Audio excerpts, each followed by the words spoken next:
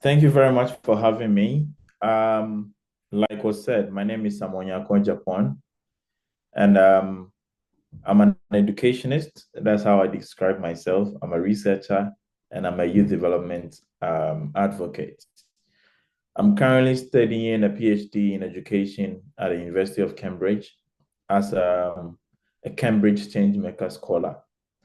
And before joining Cambridge, I had 8 years of experience working in research and education in Africa.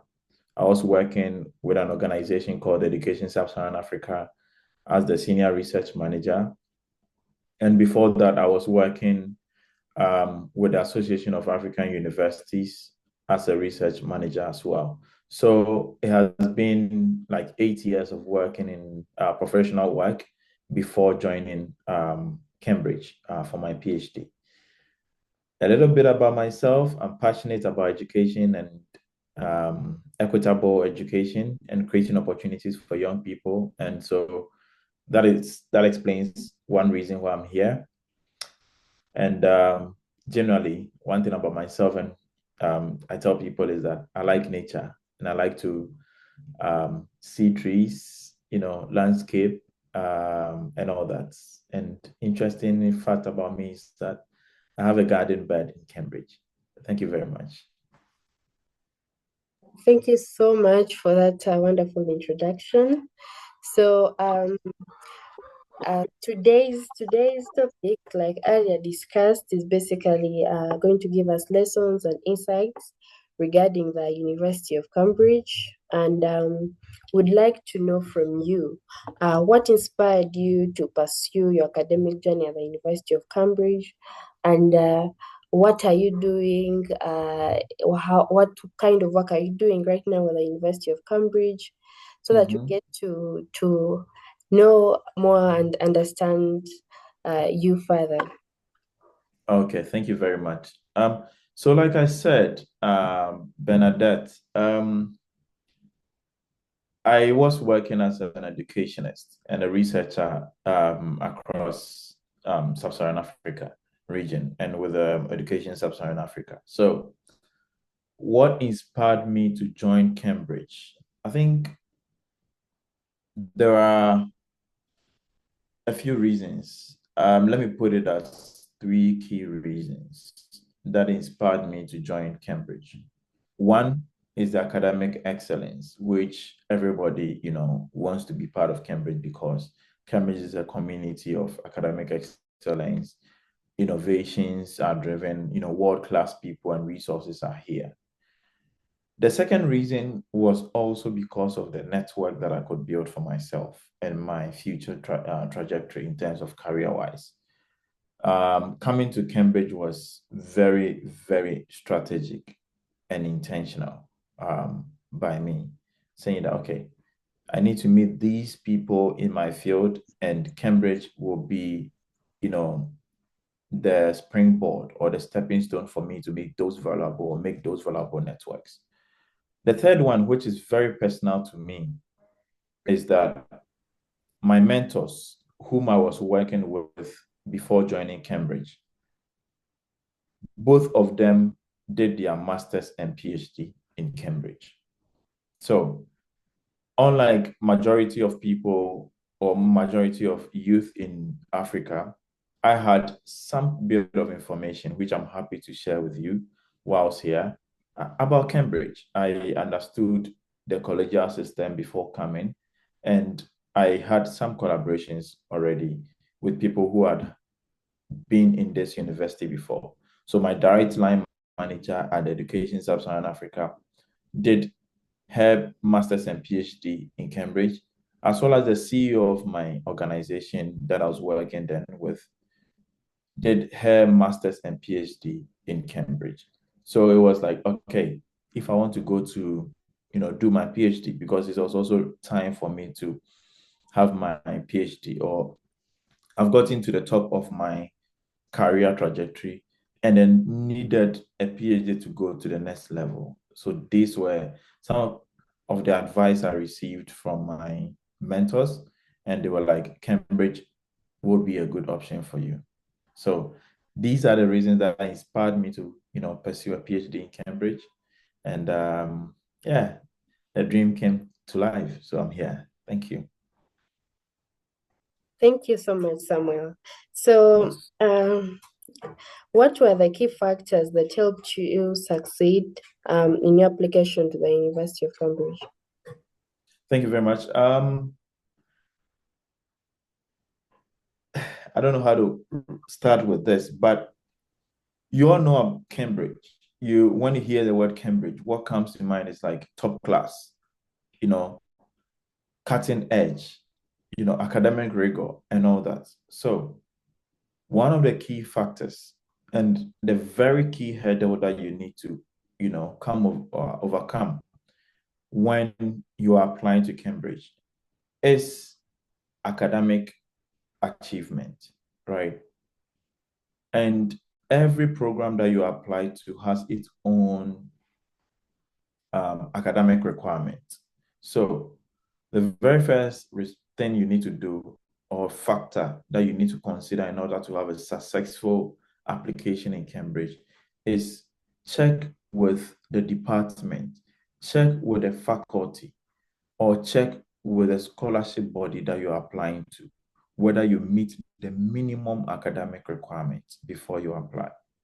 So in my case, it was the Faculty of Education, and the standard of academic requirements were quite high, looking at first class or second class upper in first or second degree that you have done. So that is the first hurdle.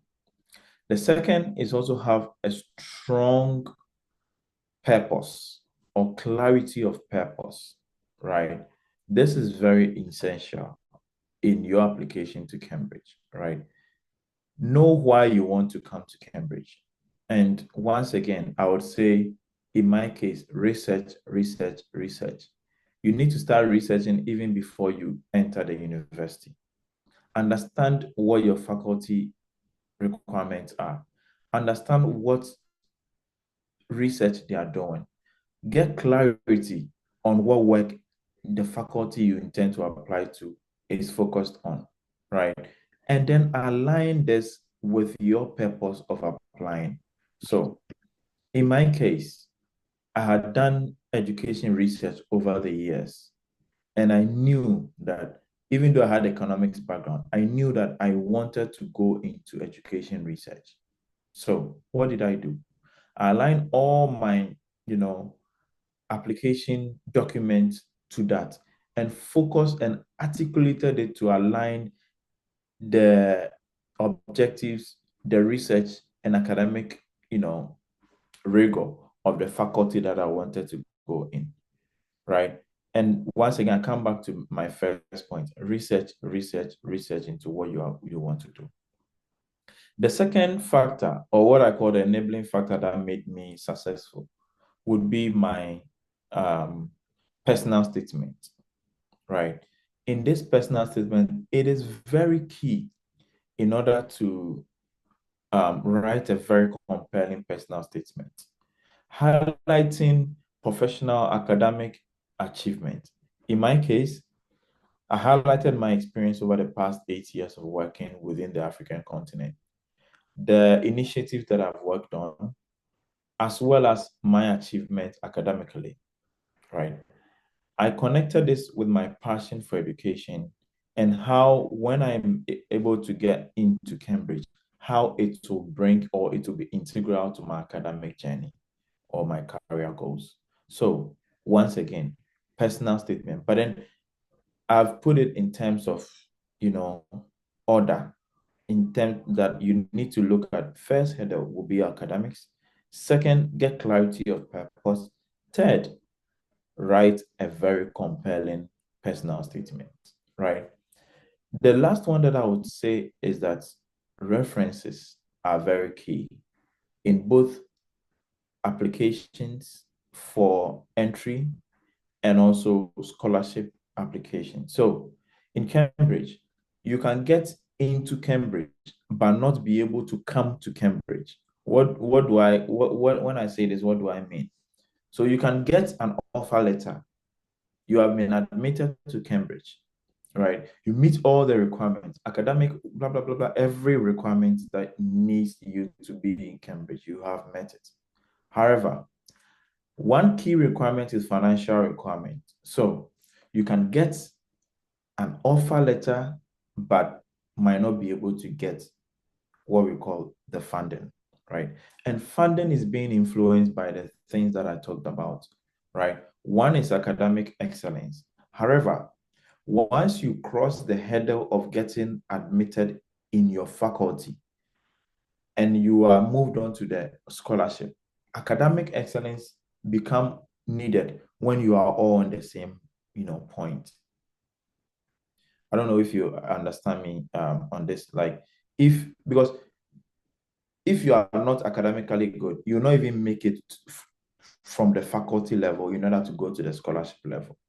So, at the scholarship level, what is very essential is clarity of purpose, right? Your personal statements, and once again, your references, right? That is where you have people who acknowledge or write about the work that you have done, acknowledge some of your achievements, right? And also your academic and professional capability, as well as the outcome of your degree that you are going to do. So if you are coming here to do a master's, right, the person writing your reference should be able to connect all these dots from your academic, professional achievement and your ability to, withstand the rigor of Cambridge. So I would say these are the four enablers or four things that made my application to Cambridge successful. Academic clarity, compelling background statements, compelling personal statements, and also having strong references. Thank you. That is very insightful, Samuel. Thank you. You're welcome. I would also like to know what has been your experience? How would you describe your experience at the University of Cambridge so far? My experience has been really exciting so far, despite some challenges that you face along the way. It's not always smooth. One, I would say my expectation of academic rigor has been met, and even beyond that. So in your first year, you have to write what we call the first year report as a PhD student, and then make a presentation, make a case for your research in front of a panel, right? And once you are successful, you move to the second year.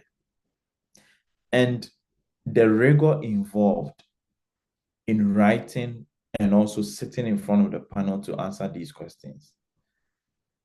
After the process, I came on as like, wow, this is Cambridge, right? That is one of the experience that you don't always get in other university. The scrutiny of your work. And so when the work comes out, you know that this is high quality work that you've produced, right? They push you to the boundaries of excellence, and you need to be prepared mentally and emotionally for these aspects as well. Another experience is that Cambridge is a very diverse community.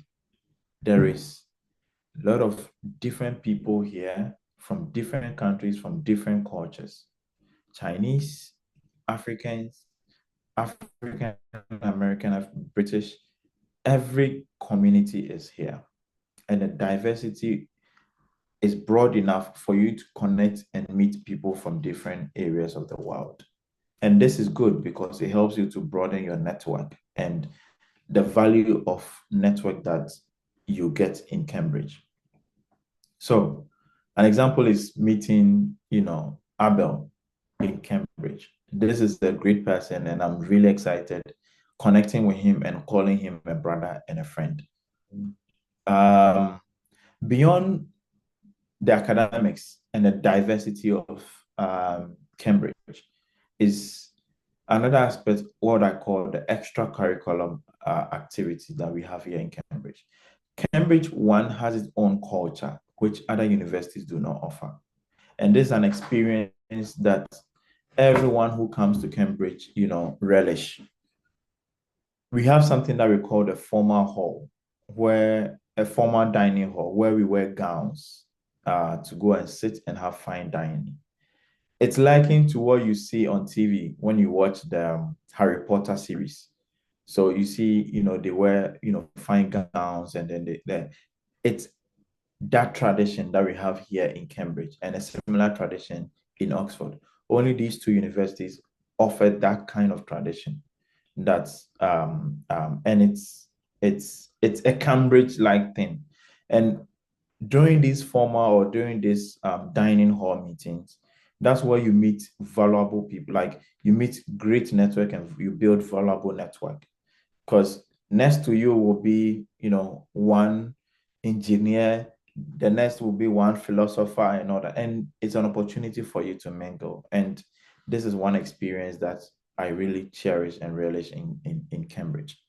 Also, on the social aspect of things or extracurricular aspect of things, there are hundreds of societies for you to join in Cambridge. Could you imagine? There's even the Taylor Swift Society in Cambridge. Everything that you can think of, there is here. So there's a hill walking society, which I'm part of. There's a garden society. There's a traveling society. There's education. There's anything that you have interest in, there is a society here. If you come and there's no society, you have also the opportunity to create your own society and have other students join you in this society. So these are some of my experiences in Cambridge. And like I said before, I enjoy the nature here. It's a very beautiful landscape in Cambridge, very green. The River Cam is also a really nice experience for you to see, the River Cam. It's like a river that goes through the university. And we have also another Cambridge and Oxford tradition where you pant on this river. So you will sit on a boat and you go across the river. So these are really exciting experiences that you have, and it's very specific to Cambridge or Oxford. So yeah, I hope I was able to answer your questions well, Benedette. Yes, yes, very much. Yeah, Um, you welcome. Thank you so much. So, I'd like to also know what were the biggest challenges you faced as an international student and how did you overcome them? Um, I would say one of the key challenges cultural. You come to a different environment, different culture here, adapting to the system here. Sometimes too, it's also academic.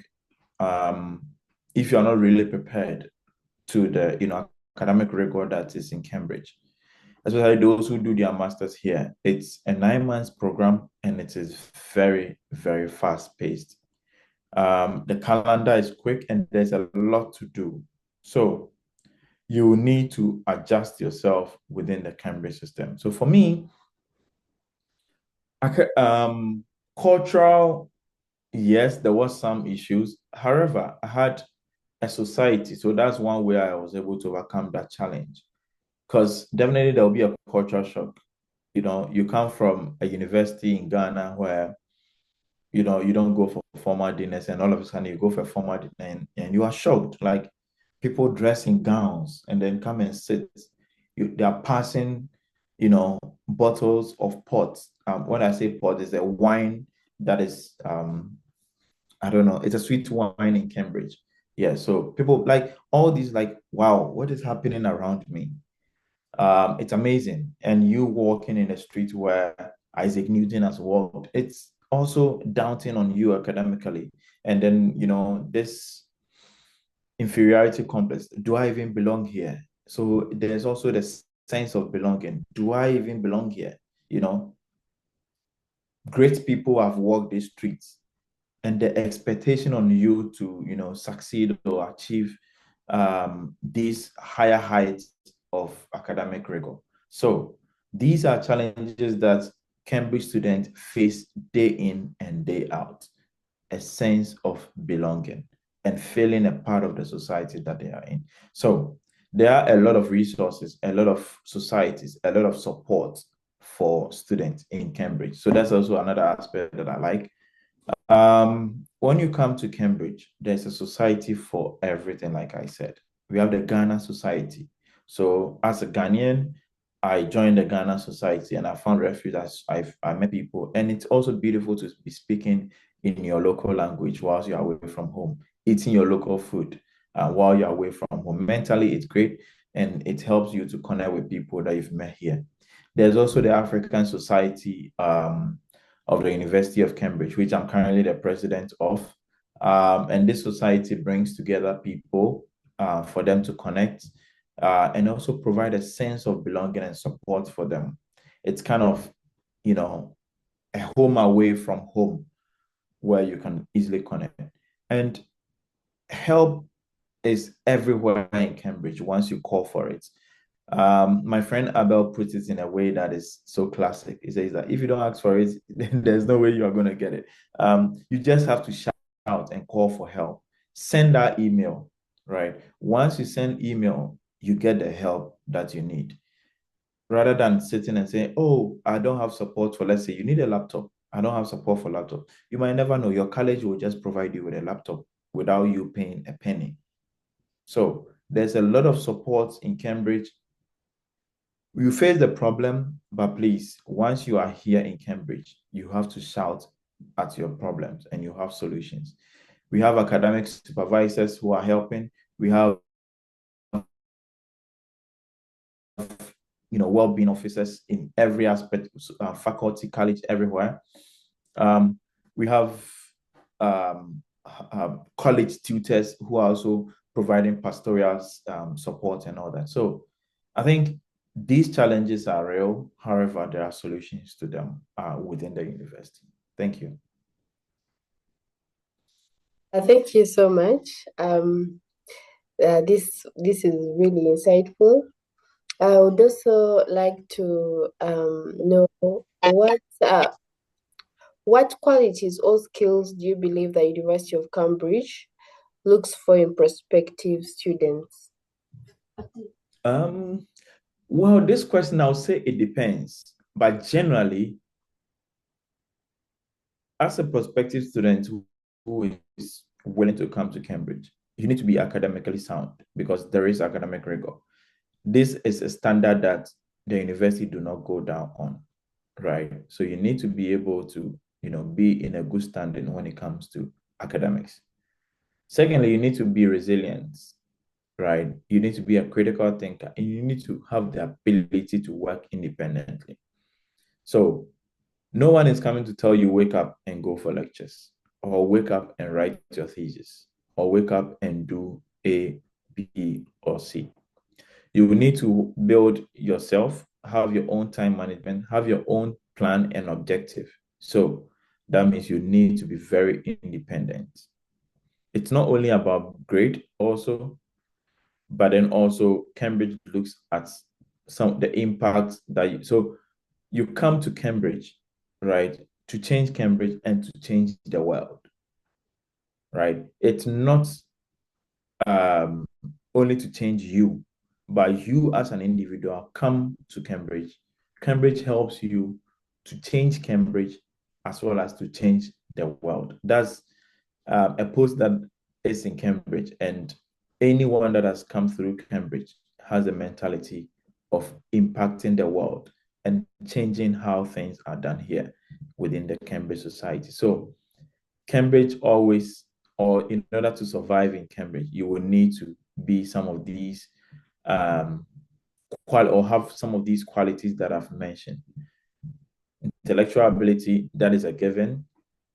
Ability to work independently, be a critical thinker, be a problem solver, and be someone who, beyond academics, would want to have an impact in the world. It would be great to have a lot of Africans come through to Cambridge and then who aim is to change how things are on our beloved continent and motherland. Yeah, thank you. Oh, wow, wow. Thank you, thank you, thank you so much. Um, I believe that anyone who wants to join the University of Cambridge has really gotten this insight spot on. Yeah. I would like to inquire from you, how has your experience at the University of Cambridge shaped your career or life aspirations? Oh, in a lot of ways. Like I said, it's made me a better researcher. Yes, I would call myself a researcher, education researcher, but then going through this academic rigor has given me a different perspective about my own research and how I do my research. So, career-wise, if I'm researching or analyzing data within the context that I will be working in, preferably in back in Africa, that would really help me a lot. And I would accrue this to my experiences here in Cambridge and with my supervisor. I've learned a lot through my being here in Cambridge. Also connected with a lot of interesting and build valuable network. Um, Me being here and talking to you is because of a network that I built and because of being part of a society or because of being part of a scholarship group. And mind you, the scholarship that I'm on is Cambridge Changemaker. So we aspire to inspire, we aspire to change and make change in the world. So my Cambridge experience has really directed my career trajectory. I have good understanding of the kind of research I want to do. And after that, how my professional trajectory will be. It's taught me resilience because it's not easy here. It taught me adaptability because imagine working in this cold. Currently, we are around between 3 to 5, 7 degrees, and then you will need to be adapt to the system, adapt to the food, adapt to the culture. And it also made me very diverse and ability to work in, various fields. I value collaborations a lot. And also through my experiences here in Cambridge, like I said, I'm the president for the African Society. Aside building network, I'm able to build or harness my leadership skills in order to manage people and lead on initiatives. So it has been an inspiring journey so far. I'm not done yet. Hopefully, I meet some of you on this call very soon when you join Cambridge. However, it has been a really, really exciting journey so far. Thank you. Thank you very much. What advice would you give to someone who'd like to join the University of Cambridge? Yes. So I have a story on how I came to Cambridge, and it's it's an I don't know, it's a sad story for me, but also sometimes it sounds inspiring for some other people, right? Before I answer your question, I would like to tell you that I applied to Cambridge 3 times. Yes, I had a network, I had support, I had people reviewing my documents and all that. However, I had to apply to Cambridge 3 times. That means I failed 2 times. The first time, my documents were not in shape and I just didn't get admitted. I learned from that point in order to develop my document well, get my references in place, review or get mentorship on all my documentations to Cambridge. So if you are not doing that, I would advise you do that. And Abel's consortium and the platform we are speaking on is a really, really good platform to get mentorship. We also have the Cambridge Africa Mentorship Program, which you could sign on next year to get one-on-one mentorship. And this is a free one-on-one mentorship for prospective students. So yeah, that was by the way. My second application to Cambridge was also that I got admitted, but then I didn't get into Cambridge because I didn't have funding. Then picking up on all my experiences from the first and second. I applied the third time. And thankfully, I'm here speaking with you all. What I'm driving at is that you don't need to give up, right? You don't need to give up on your applications to Cambridge. You've tried maybe for masters, you've tried several times. Try again. Correct your mistakes. Write your references well. Rewrite your personal statement and improve on the clarity of your proposal. And surely you'll get in. So, what I would say is that my first point is never give up. The second point is make sure you check and you meet all the requirements for applying, get support and guidance, and have someone write you a really, really nice um, reference. And finally, believe in yourself. Be your authentic self when you're applying. Thank you.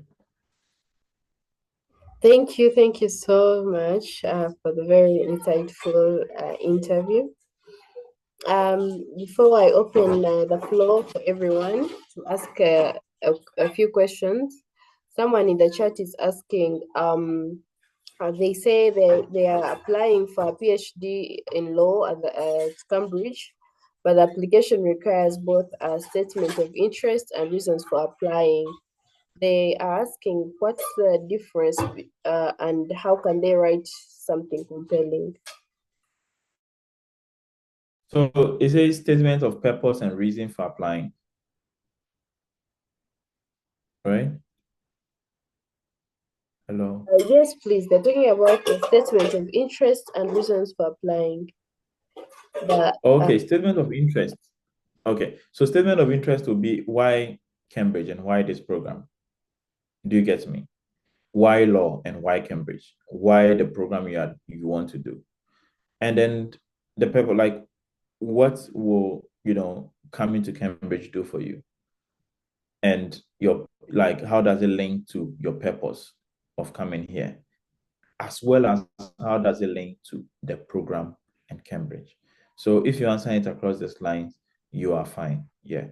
At least that is from my faculty or that's from my department. I'm not a law student. However, this is a general kind of question that is being asked in the application processes. So interest will be why, the program, why the university, why are you interested in coming here, right? Then the purpose is general, is bigger, and it even covers. It's like one is a subset of the other, right? Interest is more specific, and then the purpose is more like aligning your whole purpose to the program and then Cambridge. Yeah, thank you. Thank you so much. So she also asked, she also they also asked how they can write something compelling regarding those two, the statement of interest and the reasons for applying. I think everyone's story, this is about yourself and this is about your own story, right?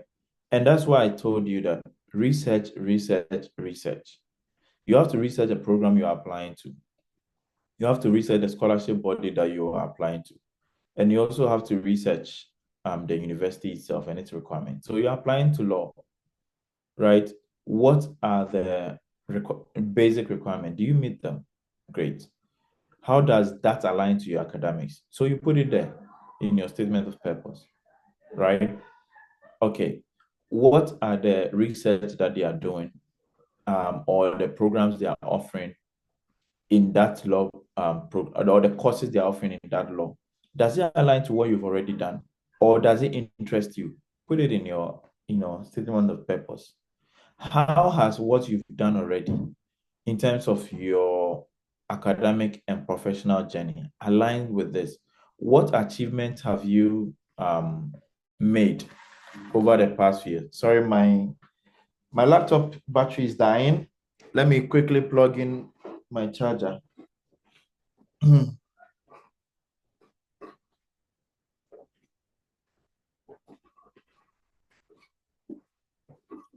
Yes.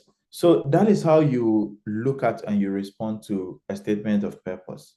You align it with why you are applying and how it aligns with your professional achievements and goals, like your what you've done and what you intend to do, and generally why are you, coming to Cambridge, right? And then you link it across all your documents. Sorry, it shouldn't only be your statement of purpose, but there should be a thin line in all the documents that you send. So if you write in your statement of purpose, you have a master's in, let's say, in law, but in your CV, you don't have a master's in law. There's no link. Or you've achieved an award, it's not in your CV, and none of your references are talking about it. So there should be some kind of alignment as well. And in Africa, sometimes we try to downplay some of our achievements. Please write them out. Embellish your statement of purpose. Brag on the paper, but not too much. Yeah. Thank you. Thank you so much. I believe that was really helpful. So someone is asking, is a statement of interest different from a statement of purpose? Yeah, I think we talked about this. It's a similar document. However, depending on the college, the faculty that you're applying to, right? And like I explained, statement of interest. Why are you, applying here? Why are you interested? You put it in that regard. Statement of interest. Why are you interested in the program and in Cambridge? And sometimes they put the questions, exact response they want into brackets. And statement of purpose.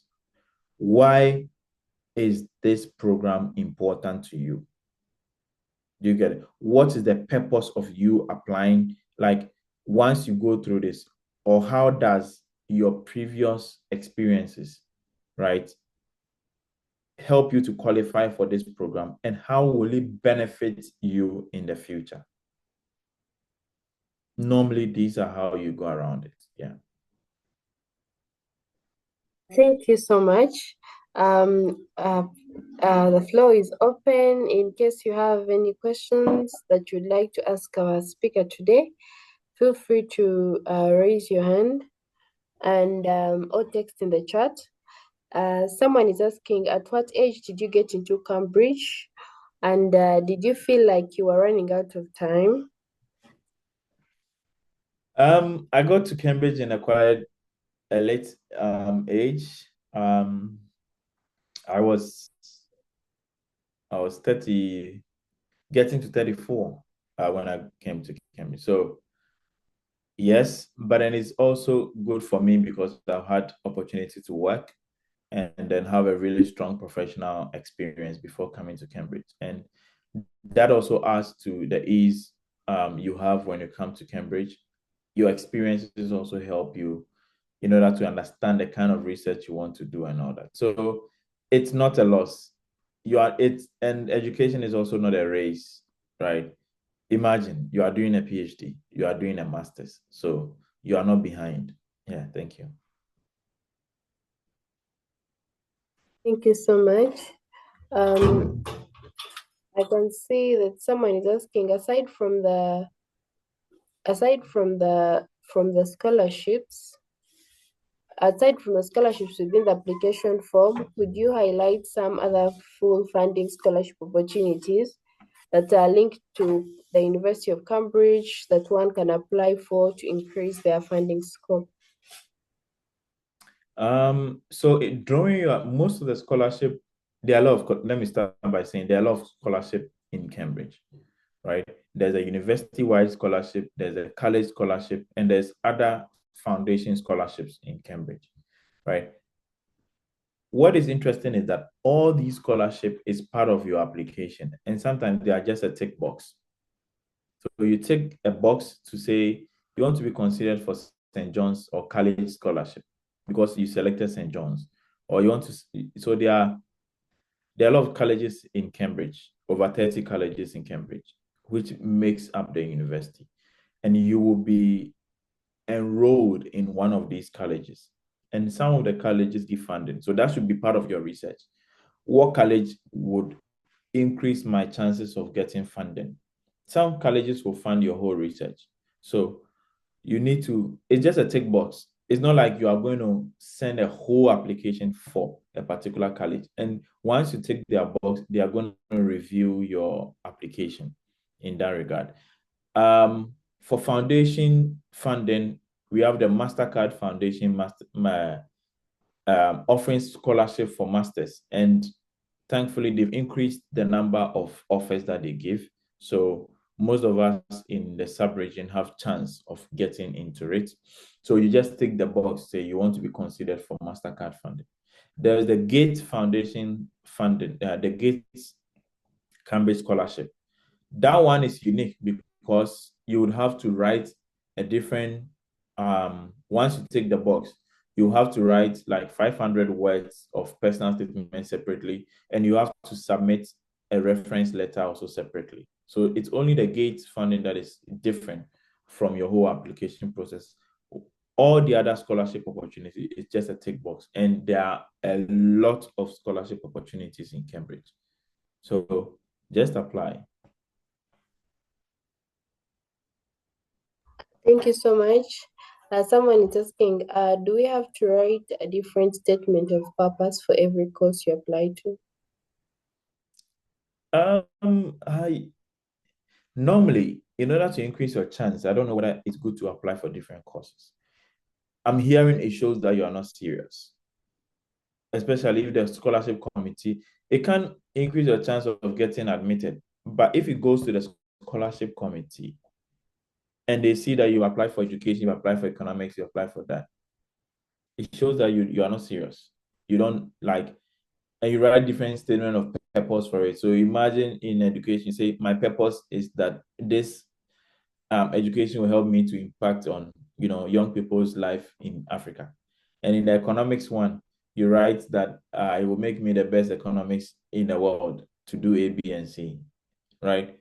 It shows you are not consistent. It shows you are not serious. So they might, shoot down your application. That's what I'm hearing. Initially, the advice that we used to get is, oh, apply to more to get more options.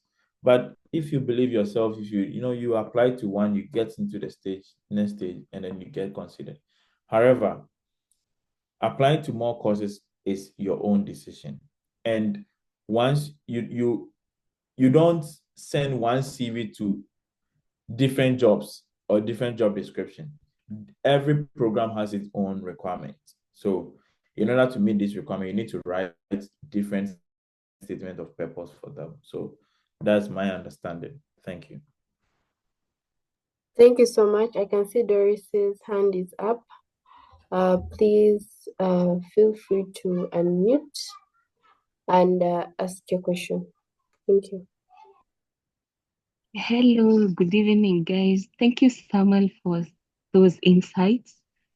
My question is, when you're writing your statement of purpose for the funding, so let's say you've already been admitted.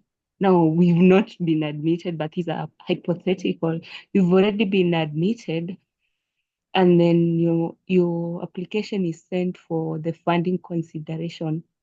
Does it go along with all your application, like the whole package, your academics, your everything? It's sent to the funding, the scholarship and selection committee. I'm asking that because on the part of funding, when you're doing the application, they are just asking you for a statement of purpose, and they're not asking you to attach any academic documents or anything else. Is it a wholesome thing which is done by the admissions and the scholarship selection panel? Kindly. Thank you. Thank you very much, Doris, for your question. So, like I explained earlier on, there are different types of scholarships in Cambridge. For some, you just a tick box, right?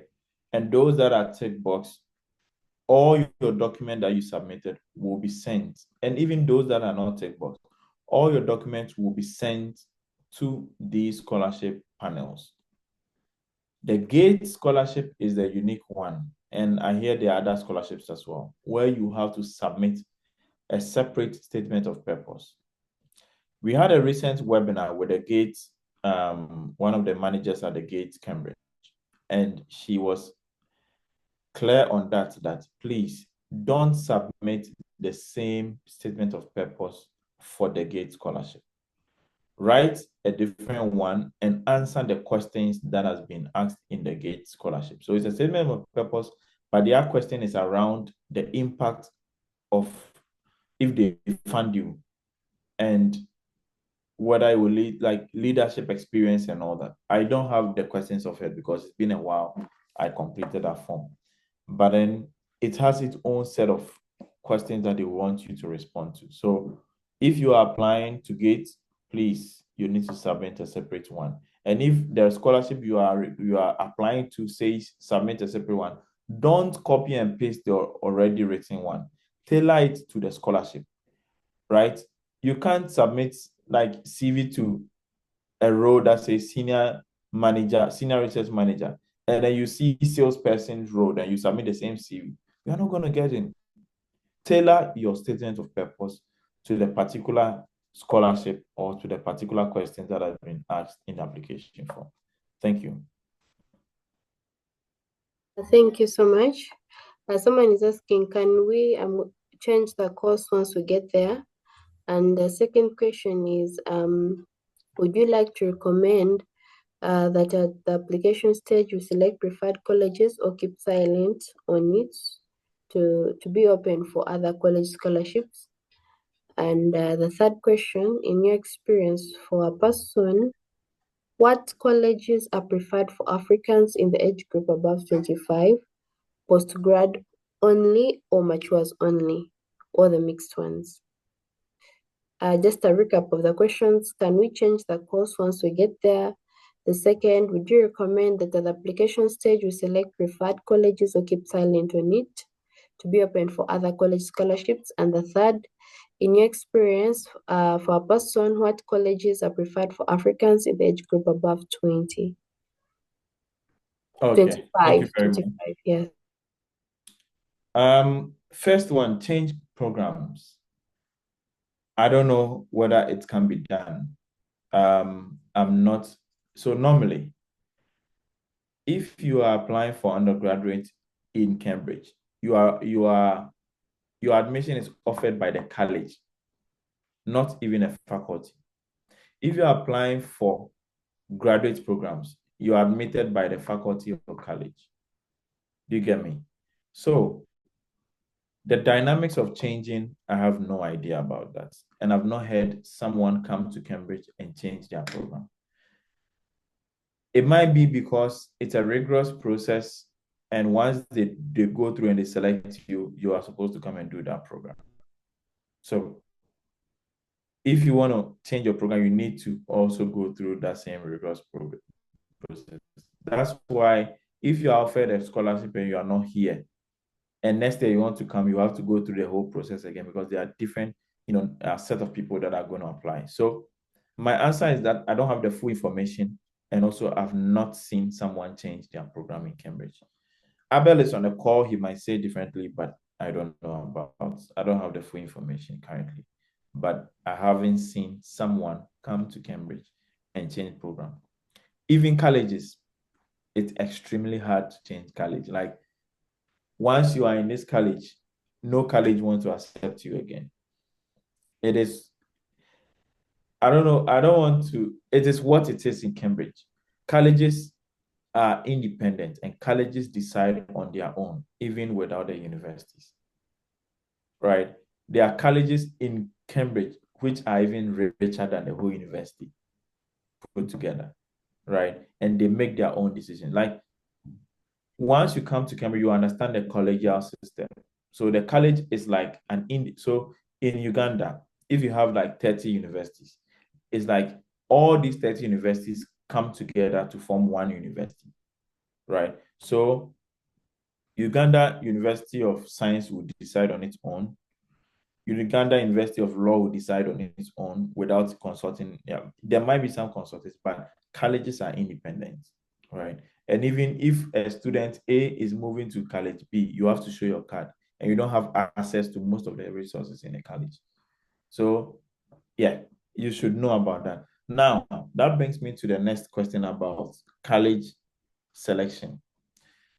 Once again, like I said, some colleges have money than other colleges. So if you are looking at funding, so in this case, I'll combine the last two questions because both are on colleges. If you are looking for opportunities for funding and you want to, get funding a lot, there are colleges that have money. Trinity College, number one. St. John's College, King's College, Queen's College, Jesus College, right? These colleges are very old colleges and have a lot of endowments, right? Recently, only Trinity College advertised that they are going to give 48 million pounds to recruit talent across the world to do their PhD in Trinity. So if you're applying, you could apply to Trinity to get, to increase the chances of you getting funding to come and do your PhD, because it is very expensive if you are paying out of pocket, right? So that is one way to think about college selection. Also, someone asked about, okay, I'm 25 and above and all that. All the colleges have mature students, all of the colleges. However, there's this college called Wolfson College that recruits a lot of matured and graduates. Mostly all their students are postgraduate. It's called Wolfson, and they also recruit a lot of Africans, particularly from East Africa. So Wolfson is a college you could consider. I don't know about funding because Wolfson seems to look like a college that don't have much money. Once again, my key point: research, research, research whilst you're applying. Don't leave the college option blank. Select a college, research and select a college that suits you, right? So if you are someone who has disabilities, some colleges have disabilities and access in there. Some colleges also don't have. So in college, some colleges have accommodation for all their postgraduates. Some colleges also don't have. So whilst you are thinking about your application to Cambridge, it's not only about coming to Cambridge. The college you go to also is very important. So select the best colleges that you have. You can just make a Google. What are the top 10 richest colleges in Cambridge? And then now, after making that Google search, you go into the college and see what program do they recruit mostly? What funding do they give? How much funding do they give to people and all that? And you make your decision from there. Thank you. Thank you so much. Thank you. I've seen Joel's hand up. Joel, feel free to ask your question. Hello. Thank you, Bernadette and Samuel, for the good presentation that you have given. But my concern is about getting referees. I want to give an example. If I did physics, and maybe I want to do my research in nanophysics, and whereby in nanophysics, I wish again to go deeper and handle only quantum nanomaterials. I need to get a referee who will talk about me, as the presenter put it, that he must acknowledge your capabilities. But now, when I look back at my lecturers, I find that none of them is in the field which I want to research about. So I would like to know, can it be possible for this lecturer to recommend me or to use him as my referee, even when he's not a major of the field I'm going to, but he comes from physics as a whole sphere? Thank you. Thank you very much. The work of getting references I think, lies on you, the applicant. Do you get me? And how your referee links your past experiences with the course that you are intending to do also depends on you, right? So you have a lecturer who is not working, or the person who is giving you references has not been working in the field you want to do in Cambridge, right? You could send your application, your CV to the person. Tell the person you're applying to this program, right? Even though they are not like in that field, they should write it in such a way that they are talking about you building on the skills you have in order to get that skill set that the program will offer. Do you get me?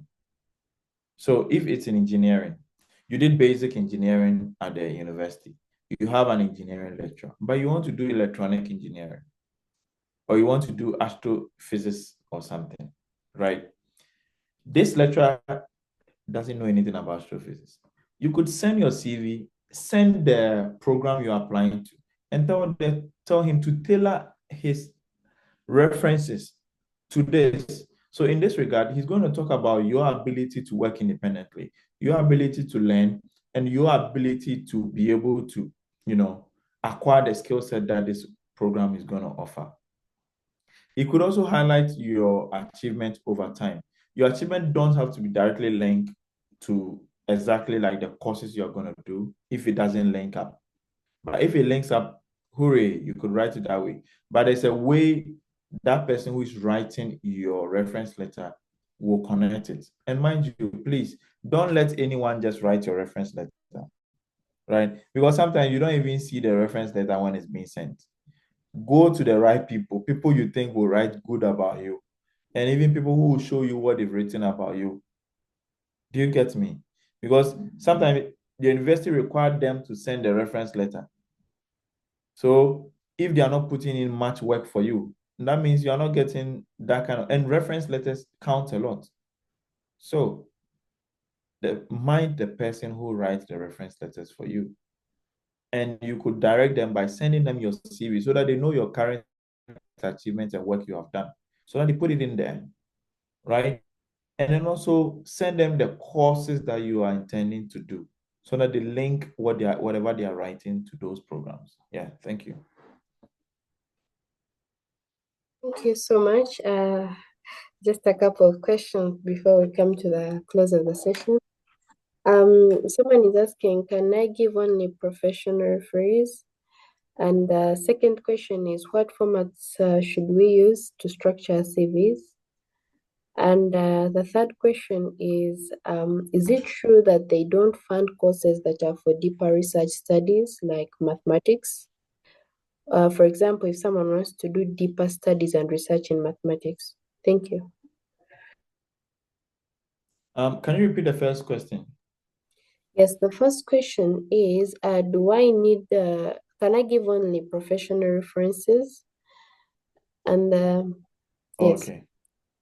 So that depends, right? It depends on the program as well. So like I keep repeating myself, every department have their own requirements, right? And normally, what I know also is that it has to be academic reference because you are coming to do academic work. Do you get me? It has to be academic references, particularly for master's program.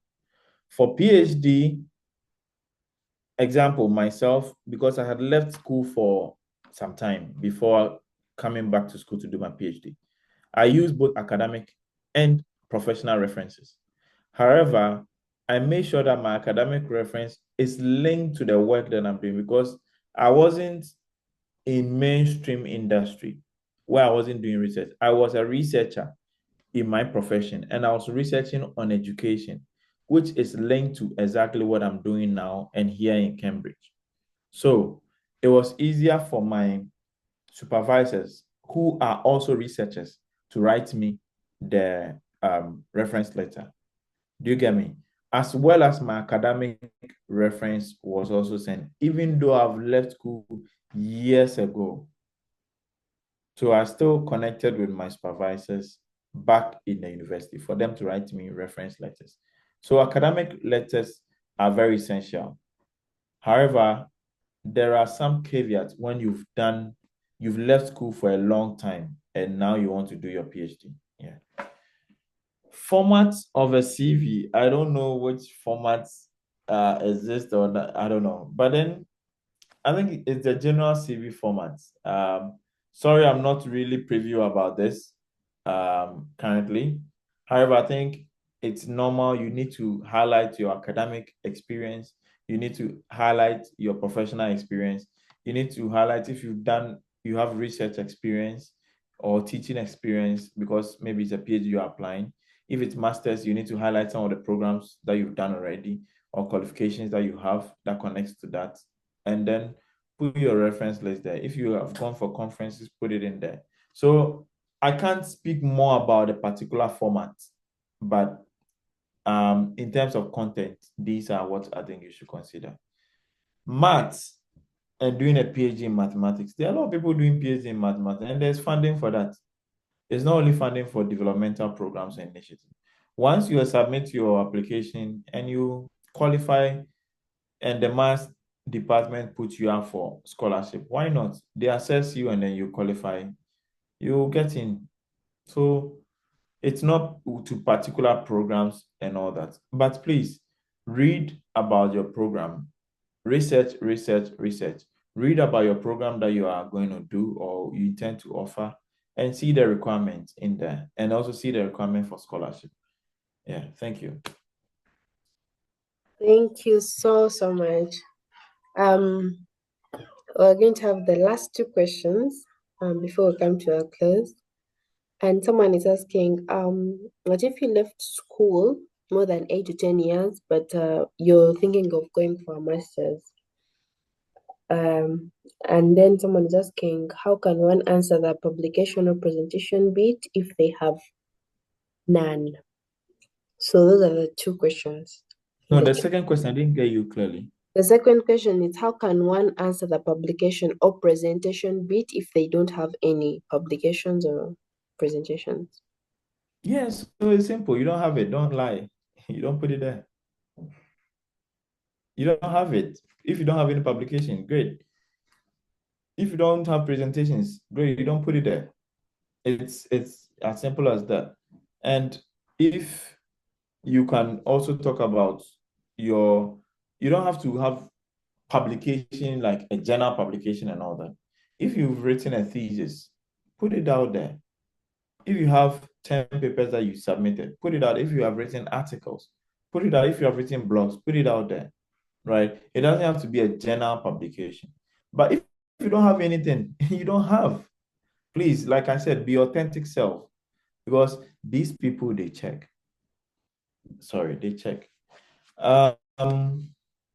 Masters, after completing for, some time, just apply.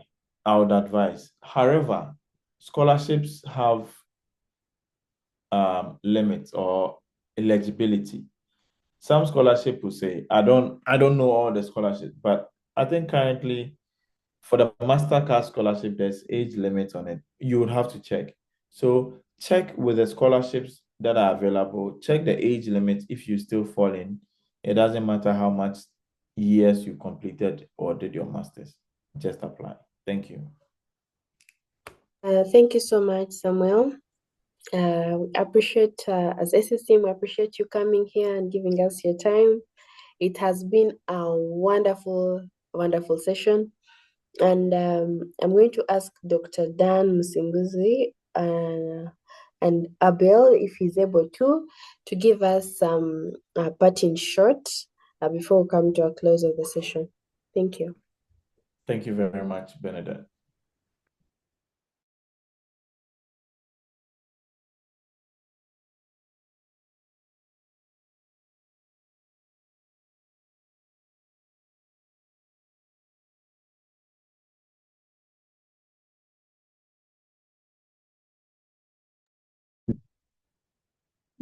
Dan, do you want to go first?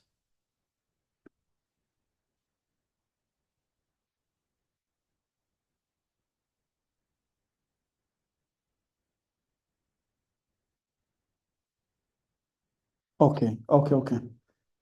Sam, thank you so much for creating time to speak to Africa. Very proud of you, and I'm sure members have learned a lot from your experience. Thank you for your time. Over to you, Bena. Thank you so much, Mr. Samuel. We have enjoyed this session, and definitely it has been very insightful for anyone who wants to go to Cambridge. I'm very sure that this has been a fulfilling session. Thank you so much. We look forward to interacting with you more. And unless Dr. Dan Musingus is able to unmute, I don't know if he's able to unmute, but thank you so much. We appreciate, and we hope that we shall keep learning from you, and we shall definitely take the recommendations that you've shared with us to heart and do the very best that we can. Continue inspiring Africa, continue becoming a change maker. We definitely want to walk in those steps. Yes, so thank you everyone for coming on board, and let us see you next time. Thank you. Good evening. Thank you. Good evening. Bye-bye.